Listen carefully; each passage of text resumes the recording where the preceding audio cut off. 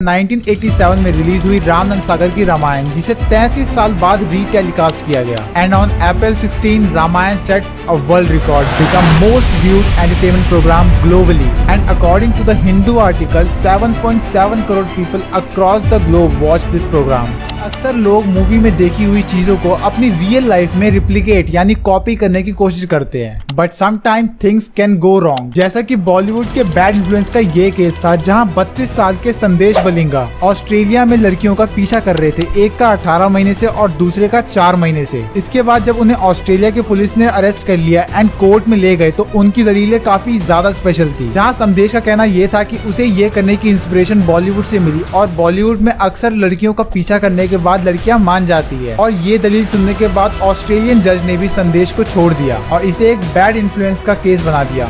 अगर आप पहले की फेमस मूवीज देखें, जैसे कि Amar Akbar Anthony, my name is Khan, Gadar, which are basically focused on religious brotherhood, और लोगों को रहीम चाचा को तो देखना ही था। कौन ये बोझ नहीं उठा सकता भाई? जानते हो दुनिया का सबसे बड़ा बोझ क्या होता है?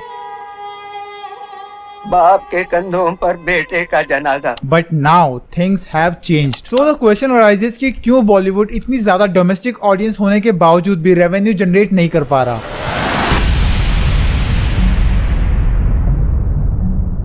ऑन December 28, 1895 को दुनिया की सबसे पहली सिनेमाग्राफी का डेमोन्स्ट्रेशन किया गया पेरिस के ग्रैंड कैफे में, जो कि लुमियर ब्रदर द्वारा बनाया गया था, और इसी के साथ शुरुआत होती है हॉलीवुड की। और वहीं दूसरी तरफ इंडियन ऑडियंस को भी यही एंटरटेनमेंट देने के लिए दादा साहेब फाल्के 1913 में इंडिया की सबसे पहली फीचर फिल्म लेकर आते हैं, राजा हरिश्चंद्र।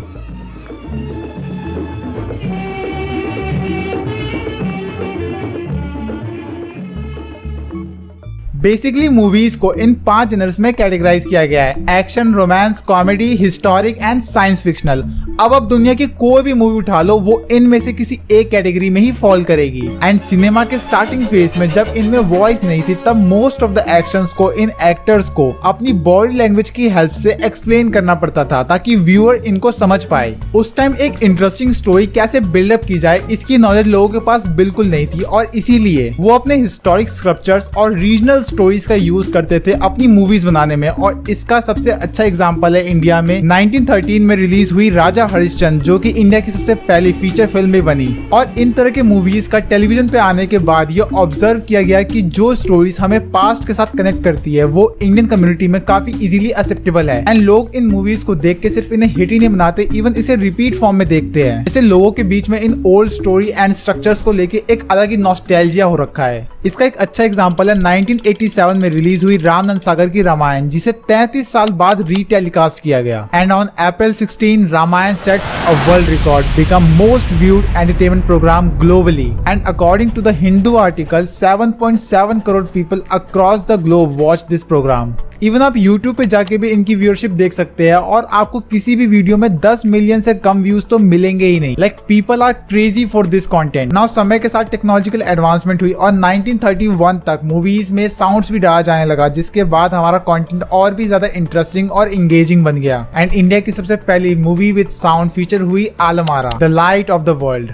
और 1950 तक आते आते बॉलीवुड का द गोल्डन एरा स्टार्ट हो जाता है। नाउ इसे हम golden age of Indian cinema इसलिए कहते हैं क्योंकि इस टाइम फिल्म मेकर्स और फिल्म्स में एक काफी ज्यादा बड़ा उछाल देखने को मिला था, और इसके पीछे का रीजन था इंक्लूजन ऑफ कलर। अभी तक मूवीज सिर्फ ब्लैक एंड व्हाइट में ही थी, और ब्लैक एंड व्हाइट मूवीज का एक अलग ही क्रेज था, लेकिन कलर्स के आने के बाद चीजें बदल ही गई। एंड 1960 से लेकर 70 तक टाइम्स ऑफ एवरग्रीन फिल्म्स शुरू हो जाता है, और नई तरह के हीरो बॉलीवुड में एंटर करते हैं, और सबसे बड़ा नाम द एंग्री यंग मैन, जहां violence replace love, realism replace romanticism, और एक्शन रिप्लेस इमोशंस। डावर साहब, बहुत बरस पहले आप रेस खेलने जाया करते थे, और हमेशा एक जगह गाड़ी रोककर अपने जूते पॉलिश करवाते थे। हाँ, क्यों? मैं आज भी फेंके हुए पैसे नहीं उठाता।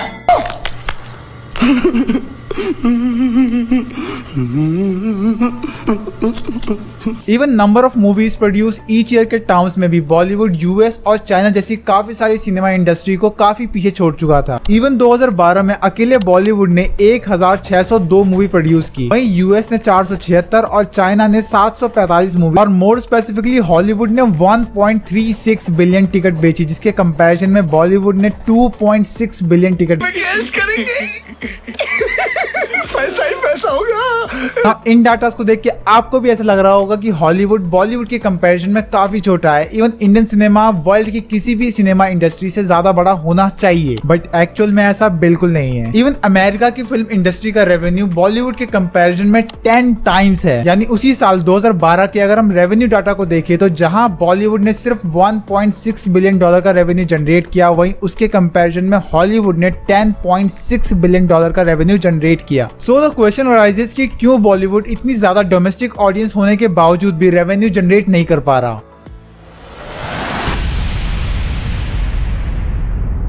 Now, according to the Vanity Report 2018, global film industry का मार्केट 60 से 65 बिलियन डॉलर का है, जिसमें से हॉलीवुड 50 से 51 बिलियन डॉलर का रेवेन्यू सिर्फ अपने पास रखता है। In US the film industry means business, big business. Actually US में फिल्म इंडस्ट्री को सिर्फ एंटरटेनमेंट के तौर पे नहीं देखा जाता, बट बिगेस्ट बिजनेस के तौर पे देखा जाता है, even in terms of revenue. जैसे कि रिसेंट 2019 में रिलीज हुई एवेंजर्स की एंड गेम, जिसका budget reportedly exceeding 356 million dollars. मतलब इतने लार्ज स्केल प्रोडक्शन के लिए हमें एक significant source of financial investment चाहिए, और यही काम यूएस में फाइनेंशियल फर्म्स करती है। एंड इसका सीधा सा इम्पैक्ट हम हॉलीवुड के एक्टर्स की इनकम पे भी देख सकते हैं। In 2020 Dwayne Johnson the Rock top the Forbes list of highest paid actor, जहां इनकी एनुअल इनकम 87.5 मिलियन डॉलर्स थी, यानी शाहरुख खान से भी 4 गुना ज्यादा एनुअल इनकम। और यही शोकेस करती है earning potential and financial influence of Hollywood stars. Now US के बाद सेकंड स्पॉट पे आता है बीजिंग सिनेमा इंडस्ट्री, यानी चाइना, जिसका एनुअल रेवेन्यू 12.8 बिलियन डॉलर्स का है। And according to the Reuters, China is the second largest movie market globally after the US in terms of revenue. And third spot पे 2.83 billion के annual revenue के साथ बॉलीवुड आता है, जहां बॉलीवुड की नंबर ऑफ मूवीज ज्यादा है, नंबर ऑफ टिकट सोल्ड ज्यादा है, नंबर ऑफ ऑडियंस ज्यादा है, बट रेवेन्यू कम है। तो इसके पीछे का क्या रीजन है, why Bollywood can not compete with Hollywood?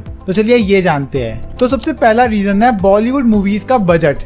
यानी अगर हम एक एवरेज प्रोडक्शन कॉस्ट देखें बॉलीवुड मूवी की, तो वो 3 से 15 मिलियन डॉलर के बीच में आती है, यानी इन टर्म्स ऑफ रुपीज 20 करोड़ से लेके 100 करोड़ के बीच में। वही हॉलीवुड मूवी के हर मूवी का production cost averagely 40 million dollar से 200 मिलियन डॉलर का होता है। मतलब जो बॉलीवुड का मैक्सिमम बजट है वो हॉलीवुड का मिनिमम बजट है। That is the difference. And अब यहाँ सारी गलती मूवीज के प्रोड्यूसर और डायरेक्टर्स की नहीं है, गलती तो आपकी भी है, क्योंकि इंडिया में लो इनकम ऑडियंस है, यानी वो ऑडियंस जो काफी ज्यादा हाई प्राइस टिकट्स अफोर्ड नहीं कर सकती। What?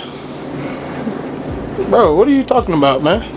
यानी जहां इंडिया में एक एवरेज मूवी की टिकट कॉस्ट 2 से 3 डॉलर होती है, वहीं यूएसए और चाइना में ये कॉस्ट 8 से 10 डॉलर होती है। चलिए आप इस पॉइंट को काउंटर करते हुए मुझे कह सकते हैं कि काफी सारी अफ्रीकन मूवीज भी काफी ज्यादा रेवेन्यू जनरेट करती है, जहां ना तो उनके पास ज्यादा बजट होता है और ना ही ज्यादा टिकट प्राइस पे करने वाली audience. And despite all this fact वो ज्यादा रेवेन्यू कैसे जनरेट करती है? तो इसके पीछे का मेन रीजन है ग्लोबल रीच, यानी आपकी डोमेस्टिक ऑडियंस जो आपके देश के लोग हैं उन्हें हटा के कितने ज्यादा देशों से लोगों ने आपकी मूवीज को देखा है। एंड इंडिया की काफी लिमिटेड मूवीज है जो ग्लोबल रीच अचीव कर पाई। एंड रिसेंट में आई साउथ की मूवीज इसी पॉइंट पे काफी ज्यादा काम कर रही है और इसीलिए उनको काफी ज्यादा सक्सेस मिली भी है। चलिए इस पॉइंट पे मैं वापस आऊंगा, लेकिन अभी इससे ज्यादा कुछ इंपॉर्टेंट डिस्कस करना बाकी है। पहले अक्सर कहा जाता था कि सिनेमा समाज का दर्पण होता है, बट समय के साथ ये डेफिनेशन चेंज हो गई और अब सिनेमा समाज का टीचर बन चुका है। और अक्सर लोग मूवी में देखी हुई चीजों को अपनी रियल लाइफ में रिप्लिकेट यानी कॉपी करने की कोशिश करते हैं, but sometime things can go wrong. जैसा कि बॉलीवुड के बैड इन्फ्लुएंस का ये केस था, जहां 32 साल के संदेश बलिंगा ऑस्ट्रेलिया में लड़कियों का पीछा कर रहे थे, एक का 18 महीने से और दूसरे का 4 महीने से। इसके बाद जब उन्हें ऑस्ट्रेलिया के पुलिस ने अरेस्ट कर लिया एंड कोर्ट में ले गए, तो उनकी दलीलें काफी ज्यादा स्पेशल थी। जहां संदेश का कहना यह था कि उसे ये करने की इंस्पिरेशन बॉलीवुड से मिली और बॉलीवुड में अक्सर लड़कियों का पीछा करने के बाद लड़कियां मान जाती है। और ये दलील सुनने के बाद ऑस्ट्रेलियन जज ने भी संदेश को छोड़ दिया और इसे एक बैड इन्फ्लुएंस का केस बना दिया। इवन इसके जैसे काफी सारे केसेस हमारे सामने आते हैं जहां बॉलीवुड के इस बैड इन्फ्लुएंस का असर सोसाइटी पे देखने को मिलता है। ये जो आपकी आंखें हैं, क्या हुआ मेरी आंखों को? मुझे किसी की याद दिलाती है। अच्छा, किसकी? मेरी।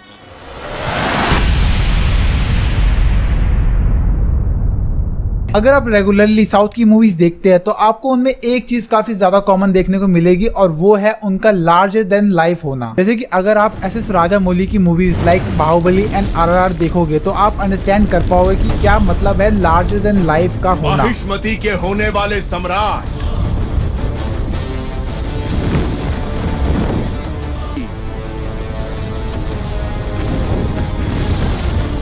अमरेंद्र बाहुबली।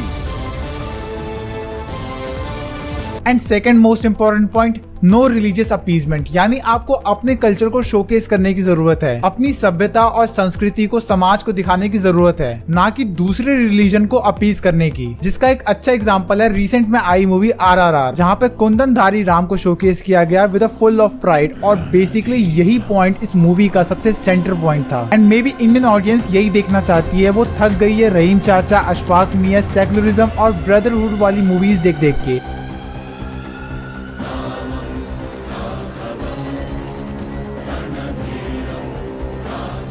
अब और भागना नहीं है, अब बस भगाना है। And final point, no political pressures. Again मैं RRR मूवी का एग्जांपल लूंगा जिसमें actual struggle of freedom fighter show किया गया है। ये कम्प्लीटली तमाचा है उन लोगों पे जिनका विश्वास है,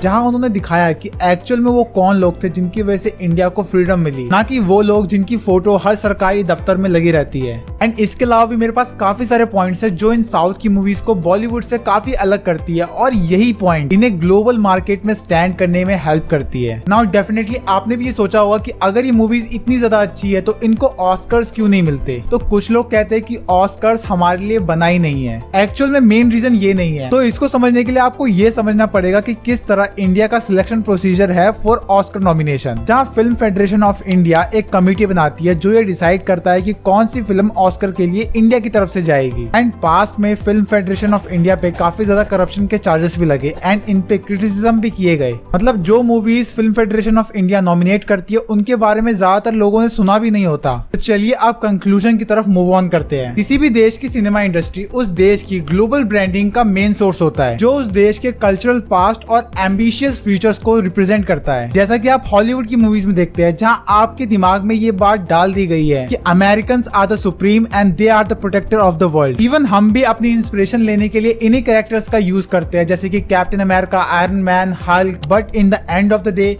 दे आर जस्ट द कैरेक्टर्स, जो कि एक राइटर द्वारा उसकी विजुअलाइजेशन की हेल्प से लिखा गया है। एंड अगर आपको इंस्पिरेशन लेनी है तो अपने इंडियन स्क्रिप्चर्स में मेंशन वॉरियर और पर्सनैलिटी से क्यों न लिया जाए। तो मेरा बस इतना कहना है कि आपको सिर्फ दूसरों के कल्चर को अडॉप्ट नहीं करना, अपने कल्चर को एक्सेप्ट भी करना है। एंड इसी पॉइंट पे मैं आज की इस वीडियो को एंड करना चाहूंगा। If you like the video don't forget to subscribe the channel, and next week हम एक और वीडियो के साथ आ रहे हैं, तो don't forget to on the notification. And thank you for watching the video.